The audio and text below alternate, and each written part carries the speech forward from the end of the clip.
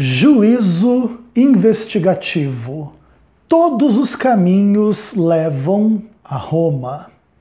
Eu sou Ezequiel Gomes, você está no canal Vem Senhor Jesus e hoje continuamos a nossa série a respeito da doutrina do juízo investigativo.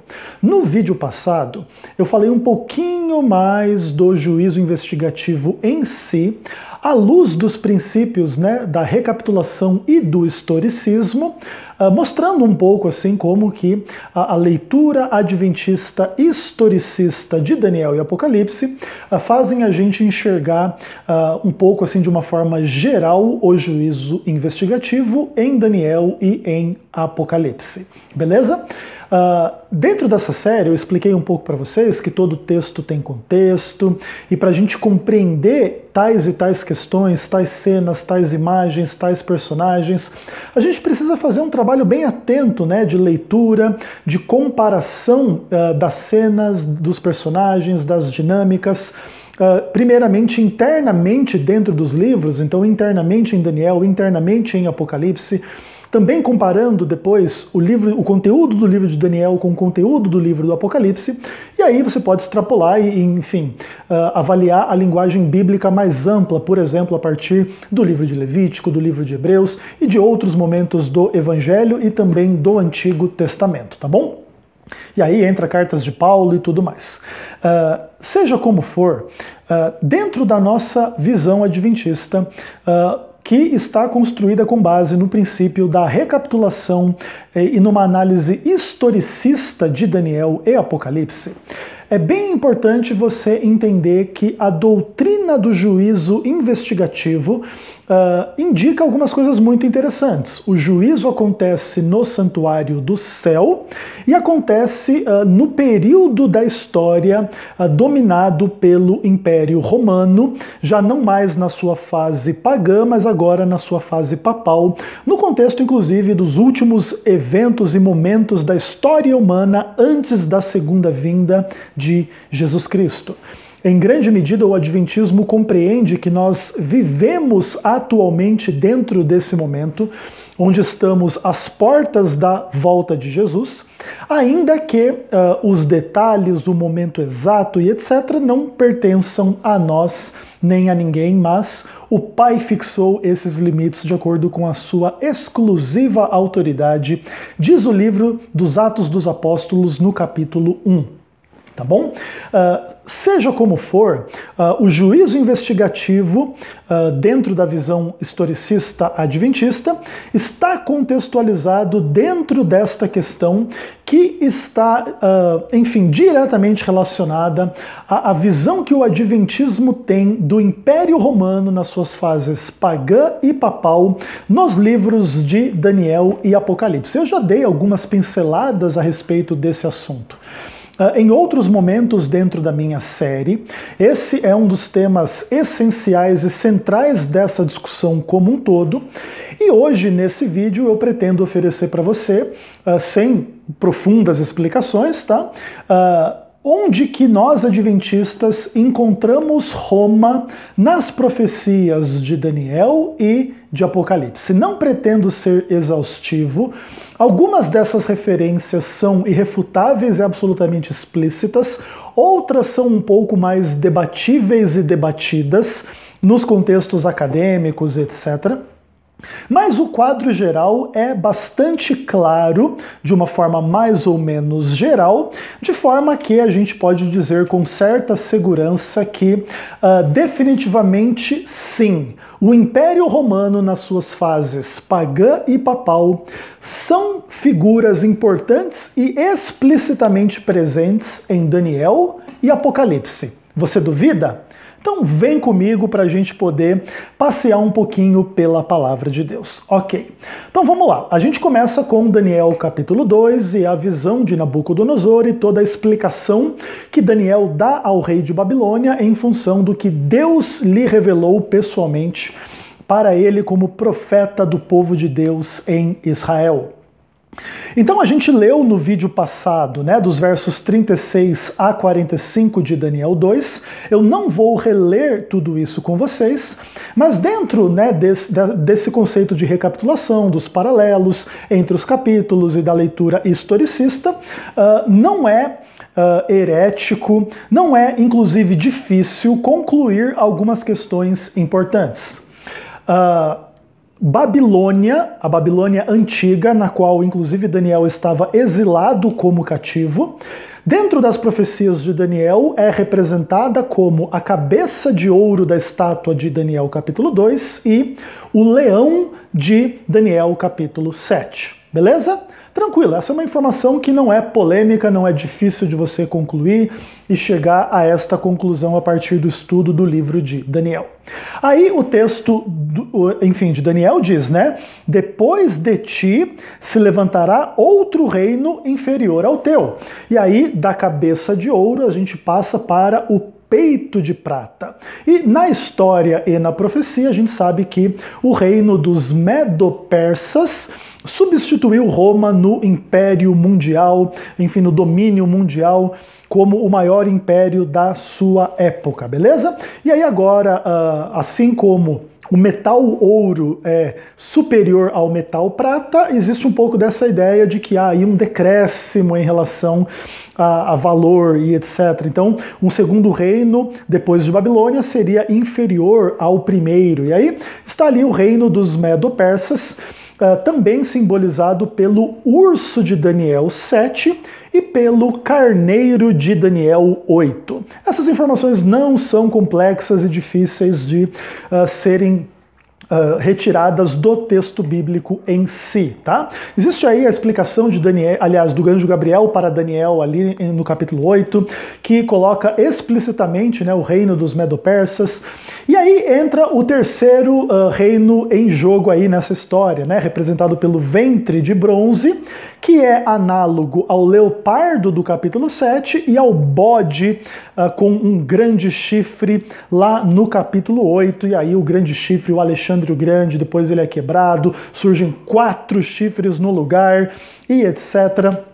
Então não é difícil, complicado atribuir tais e tais imagens ao reino dos gregos dentro do livro de Daniel. A polêmica toda tem que ver agora com a identificação desse próximo poder, né, que surge após o Império Grego, né? E o livro de Daniel é bastante interessante dentro desse ponto, que agora nós vamos trabalhar com o reino que é representado pelas pernas de ferro e os dedos de barro de Daniel 2, o quarto animal de Daniel 7 e o chifre pequeno de Daniel 8, tá bom? Inclusive porque lá no quarto animal de Daniel 7 também existe uma dinâmica entre 10 chifres e surge um chifre pequeno que derruba 3, e esse chifre pequeno depois ele cresce e se torna aí arrogante, começa a falar contra Deus, muda a lei de Deus e etc, tá bom? Dentro da visão adventista, historicista, que trabalha com essa dinâmica de recapitulação, todos esses poderes, né? O quarto reino, dividido depois em 10 lá em Daniel 2, o quarto animal em Daniel 7, o chifre pequeno em Daniel 7 e o chifre pequeno em Daniel 8, são quem? O Império Romano nas suas fases pagã e papal. E inclusive esta divisão em relação a Roma pagã e Roma papal permanece no mundo, na existência e na realidade até o momento da segunda vinda, tá bom? Isso tudo é extremamente interessante, a gente poderia colocar muitas razões pelas quais consideramos Roma o melhor cumprimento de tais e tais imagens. E aí começam a surgir algumas dúvidas interessantes, né? Especialmente em relação a Daniel capítulo 8.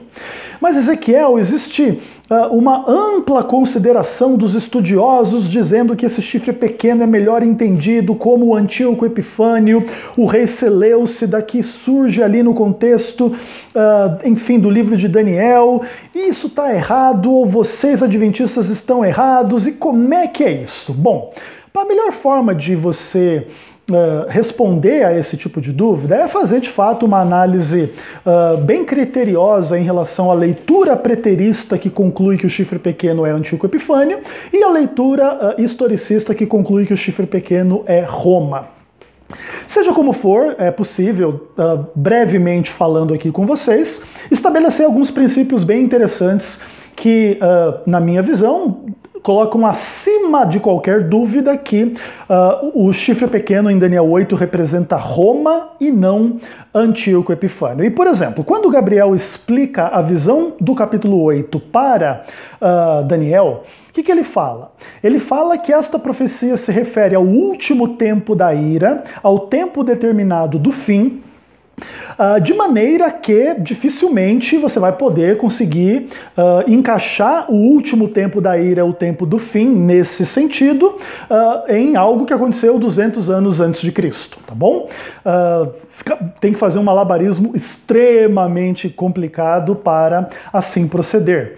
Até porque esse chifre pequeno em Daniel 8, ele vai ser descrito como um rei de feroz catadura, especialista em intrigas, que tem grande poder, causará estupendas destruições, nada disso se aplica a Antíoco Epifânio.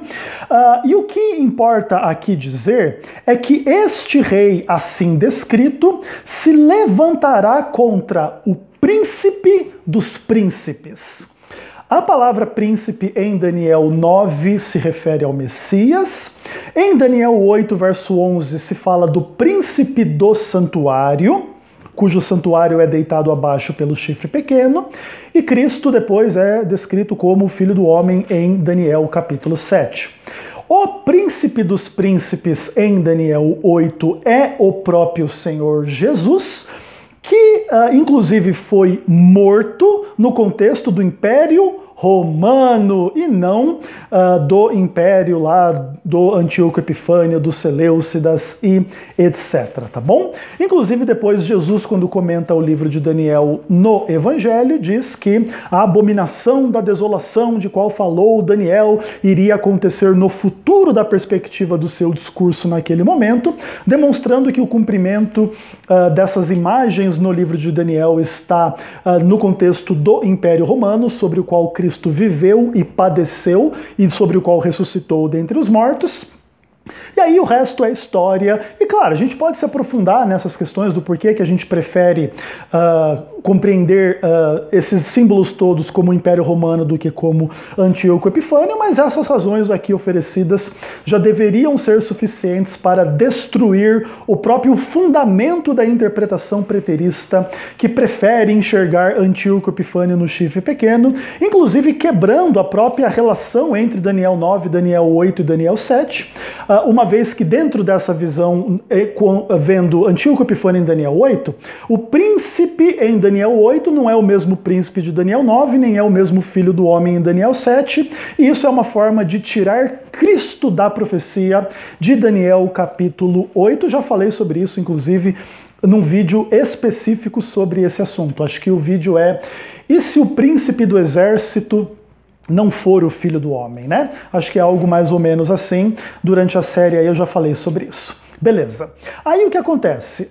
Em Daniel 11 nós enxergamos Roma, nesse rei do norte dos capítulos dos versículos 40 a 45, e nesse homem vil, né, do verso 20, 21, 22 em diante, ali do livro de Daniel, do capítulo 11. Então a nossa leitura, que trabalha com o princípio de recapitulação de acordo com o paradigma da visão historicista, enxerga Roma, então, nesse momento, né, nos pés da estátua de ferro e barro de Daniel 2, no quarto animal e no chifre pequeno de Daniel 7, no chifre pequeno no reino feroz que se levanta contra o príncipe dos príncipes em Daniel 8, inclusive no povo do príncipe que há de vir em Daniel 9, que é aquele que mata o Messias, o príncipe, o ungido, e nesse homem vil ou no rei do norte em Daniel capítulo 11. Eu já estou ansioso para chegar no Apocalipse, não é verdade?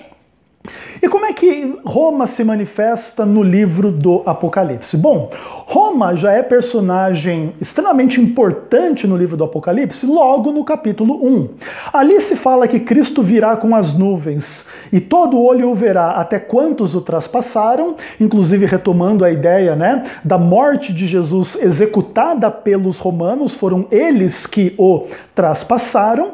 E o que é? O João está exilado na ilha de Patmos por causa da palavra de Deus e do testemunho de Jesus, preso no contexto do Império Romano, em função aí de que lhe consideravam uma ameaça por causa da sua pregação de Jesus como rei e não César, e essas implicações políticas muito interessantes do Evangelho. Se Jesus é o rei do mundo, parece que o imperador romano foi destronado, não é, pessoal? Bem interessante, aí Roma já figura como personagem de pano de fundo no contexto da morte de Cristo e da perseguição aos fiéis a Cristo, no caso aqui, simbolizados por João, exilado na ilha de Patmos. E aí começa uma interessante discussão sobre onde mais encontraremos o Império Romano nas suas fases pagã e papal no livro do Apocalipse. Algumas pessoas leem as 7 cartas, as 7 igrejas do Apocalipse, tentando fazer paralelos históricos entre períodos históricos e encontrar características da apostasia dentro do cristianismo, dentro desse contexto. Então, quando, por exemplo, Cristo escreve a igreja de Pérgamo, ou Tiatira, ou Sardes, inúmeras repreensões em função de idolatria, em função da doutrina de Balaque e Balaão, e da Jezabel, e tem nome de vivo, mas está morto, e ali está o trono de Satanás. Alguns tentam enxergar aí um pouco dessa dinâmica do cristianismo que vai apostatando e vai se materializando no catolicismo romano. Mas eu gostaria de colocar um certo freio nesse ímpeto de assim fazer e gostaria de propor, na verdade, identificações um pouco mais seguras e sólidas, ainda que não deixem de ser polêmicas. E dentro da visão historicista do livro do Apocalipse, nós adventistas enxergamos Roma na primeira besta de Apocalipse 13, na prostituta de Apocalipse 17 e na grande Babilônia de Apocalipse 18. E tais afirmações não são leves e não são de pequenas implicações para a história do mundo, a história do cristianismo, todo o pensamento ocidental, de que, de alguma maneira, todos os caminhos levam a Roma e passam por Roma, Roma, de fato, é uma cidade extremamente interessante do ponto de vista religioso, político, artístico, econômico, social, cultural, de uma forma ampla e geral. E o Adventismo do Sétimo Dia lê o livro do Apocalipse sob paradigmas historicistas e enxerga Roma, especialmente papal, sobre tais símbolos apocalípticos. Como eu falei, existe certa polêmica em função desse tipo de coisa. Essas coisas não são assim aceitas com muita facilidade, especialmente da parte, naturalmente, da comunidade católica romana. Seja como for, acreditamos ter elementos proféticos, históricos, exegéticos e bíblicos suficientes para assim fazer, inclusive que tem implicações para outras imagens do Novo Testamento. Então, dentro desta visão historicista, apocalíptica, adventista, nós enxergamos também a Igreja Romana, por exemplo, em 2 aos Tessalonicenses, onde se fala ali do homem da iniquidade, do homem da perdição, aquele que se assentra no santuário de Deus, se ostentando como se fora o próprio Deus, 2 Tessalonicenses 2, verso 4. Isso, inclusive, tem inúmeras implicações gigantescas para as questões aí da teologia, da fé, da natureza da igreja e etc. No final das contas, se nós estivermos corretos, a igreja é o anticristo, especialmente a partir da perspectiva católico-romana, mas esta igreja católica romana não está só, ela é a mãe de muitas outras, E ela dá a todas as outras a beber do vinho da sua prostituição e está todo mundo embriagado nessa história. Isso tudo tem implicações extremamente graves e fortes que, em grande medida, contextualizam as polêmicas adventistas contra o mundo religioso de uma forma geral e as polêmicas do mundo religioso contra o adventismo de forma especial, porque alguém está certo e alguém está errado nessa discussão como um todo. E as implicações para ambos os grupos são muito fortes. Se o adventismo estiver correto, o mundo está muito errado, especialmente o mundo religioso, mundo católico e protestante. Agora, se os católicos e protestantes estão corretos, o adventismo está muito errado. E esse é um pano de fundo muito importante para vocês entenderem em torno da discussão do juízo investigativo. Fechou? Beleza. Então, assim, dentro desta visão historicista na qual Roma figura como a besta do Apocalipse capítulo 13, a primeira besta, a grande prostituta de Apocalipse 17 e a Babilônia do capítulo 18, contextualiza inúmeras questões bastante importantes. O cachorro está dizendo amém, viu?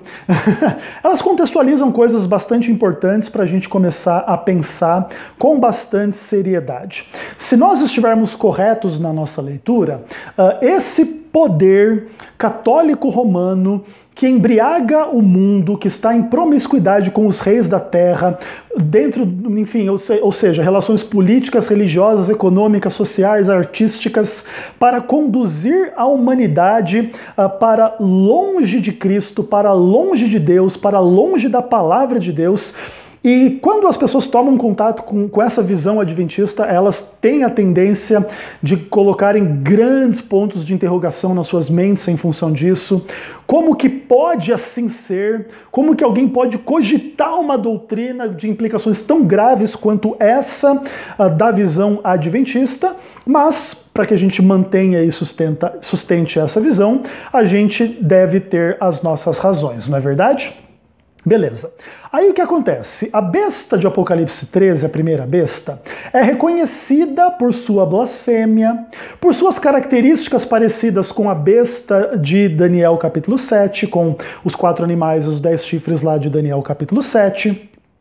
Existe uma ampla discussão sobre adoração e autoridade conectada à figura diabólica do dragão, e agora essa estrutura, essa entidade política, religiosa, social, econômica, artística, abre a boca em grande arrogância, grande blasfêmia contra Deus e contra quem habita no céu, e lhe foi dado que vencesse os santos em guerra. Então esse poder vai ser perseguidor, vai matar pessoas que seguem a Deus, e todo mundo vai adorar essa estrutura, essa entidade, todo mundo, pelo menos, que não tem o seu nome escrito no livro da vida do Cordeiro, que foi morto desde a fundação do mundo.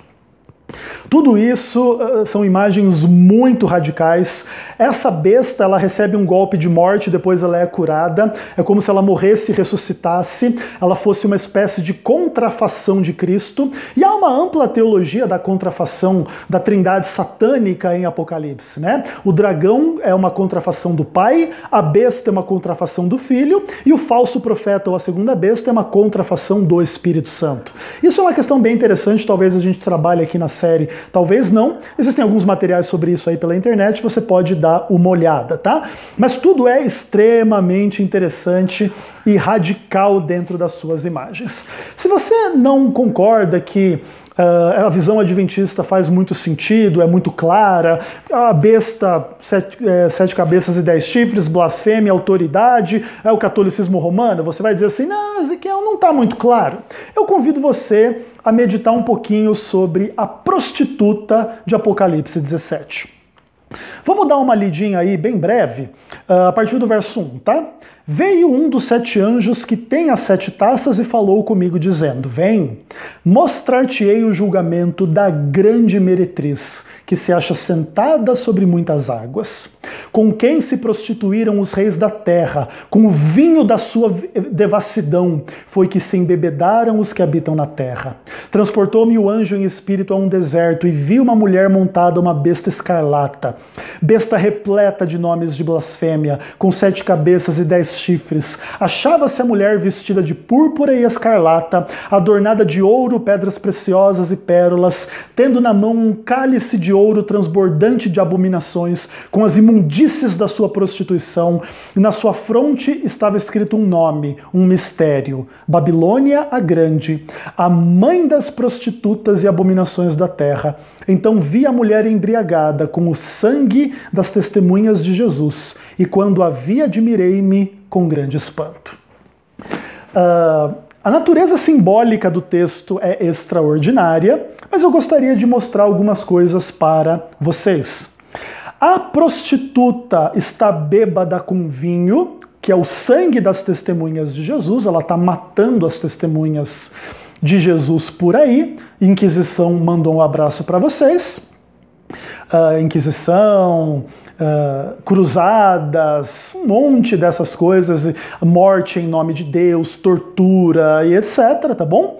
E esse pessoal embriagado. E agora essa mulher está sentada em cima de uma besta cheia de nome de blasfêmia, e agora o Papa é infalível, né? Será que isso não é uma blasfêmia? O Papa tem uma característica de Deus, né? O Papa é chamado de pai, inclusive, né?